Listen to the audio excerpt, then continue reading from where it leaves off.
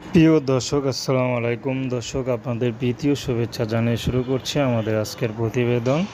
তো দর্শক, আজকে আমরা এক অসহায় মেয়ের গল্প তুলে ধরব, যার নাম হচ্ছে জান্নাত। জান্নাতের এখনও বিয়ে শাদী হয়নি।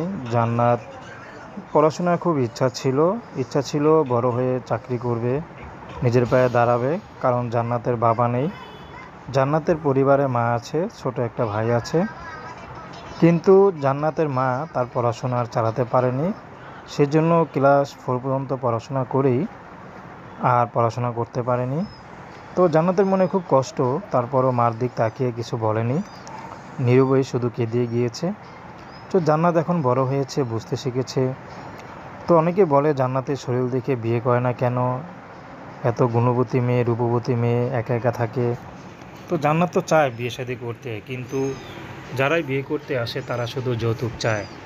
তো এই জন্য জান্নাত এখন ইউটিউবে এসেছেন, যদি ভালো একটা মানুষ পায়, সে যে বয়সের হোক, জান্নাত তাকে বিয়ে শাদী করতে রাজি আছে। জান্নাতের কোনো ব্যক্তিগত পছন্দ নেই। যে জান্নাতকে পছন্দ করবে, জান্নাত তাকেই পছন্দ করে বিয়ে শাদী করবে। তো জান্নাত এখন চাচ্ছে শুধু বিয়ে শাদী করে ঘর সংসার করতে। জান্নাতের কোনো টাকা পয়সা, ধন সম্পত্তির প্রতিও কোনো লোভ নাই। তো দর্শক, এই ছিল জান্নাতের জীবনের সংক্ষিপ্ত জীবন কাহিনী। প্রেম, ভালোবাসা, সাহায্য, সহযোগিতা, বিয়ে শাদী করা একান্ত আপনাদের ব্যক্তিগত ব্যাপার। আসুন আমরা 5 ওয়াক্ত নামাজ পড়ি, সর্বদা দেশের সেবা করি।